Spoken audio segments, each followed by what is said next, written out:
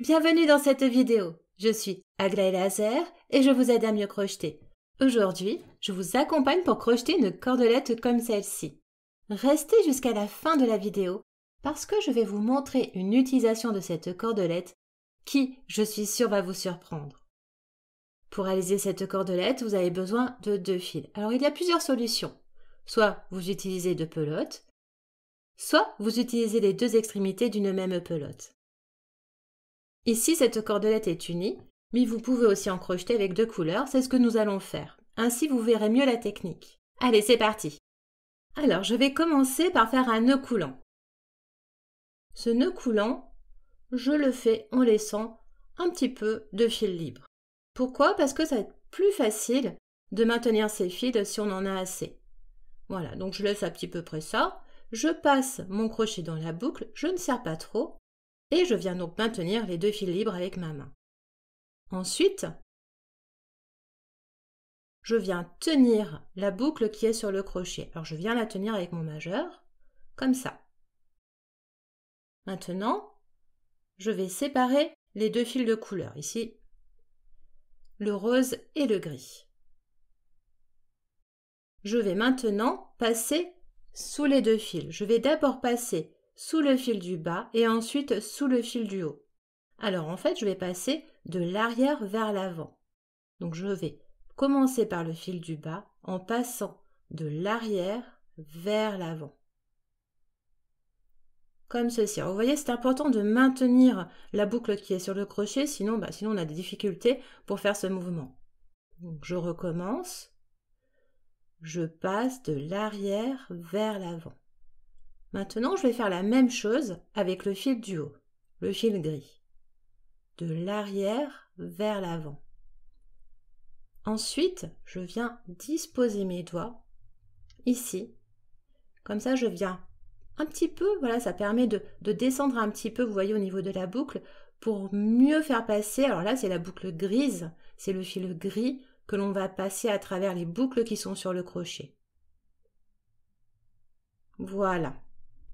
Je n'ai plus qu'une boucle sur le crochet. Donc, au début, vous avez 2 boucles puisque vous avez les 2 fils correspondant au nœud coulant. Ensuite, il ne reste plus qu'une boucle sur le crochet tout le long du travail.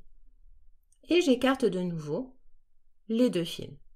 Je maintiens toujours ma boucle et je passe sous le fil rose, de l'arrière vers l'avant, puis sous le fil gris, le fil du haut, de l'arrière vers l'avant.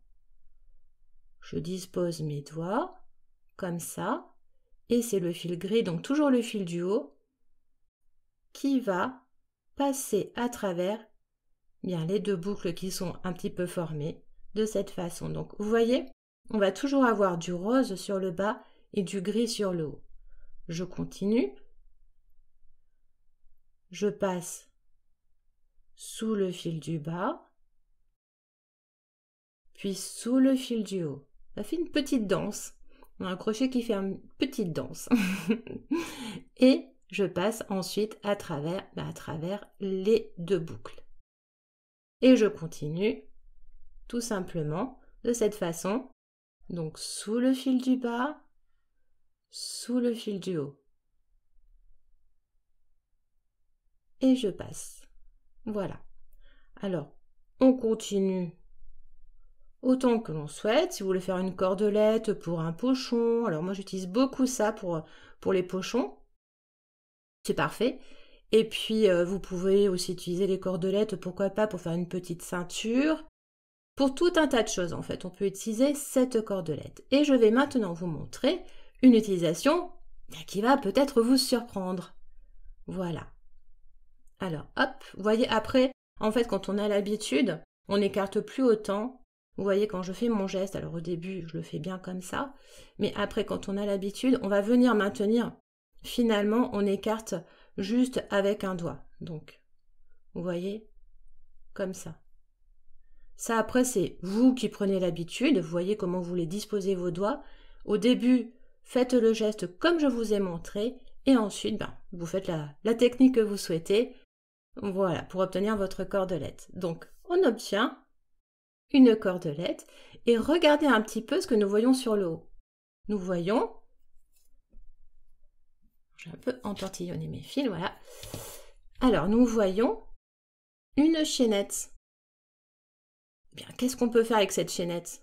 On peut peut-être l'utiliser comme une chaînette de base. Alors, regardez, je vais vous montrer ici avec cet exemple. Alors là, j'ai fait une cordelette, j'ai fait aussi avec 2 couleurs.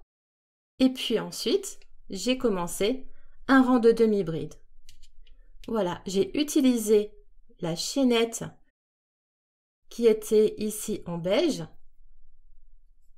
pour faire un rang de demi-bride. Donc je vous montre. Je viens passer sous les 2 brins et puis je peux faire ma demi-bride. C'est une technique pour ne pas faire de chaînettes. Alors c'est très pratique, par exemple si vous avez une chaînette avec un grand nombre de mailles, eh bien je trouve que c'est plus facile de commencer comme ça. Voilà, alors c'est une technique pour éviter la chaînette du début. Il en existe d'autres. Rendez-vous sur mon blog, vous allez trouver une autre technique pour éviter de faire une chaînette de base, pour commencer directement un rang, par exemple en maille serrée, sans chaînette de base. Vous avez aimé ce tuto? Mettez un j'aime, ça aide la chaîne à se faire connaître, et puis abonnez-vous si ce n'est pas fait. Et puis ne bougez pas, je vous propose tout de suite 2 autres vidéos.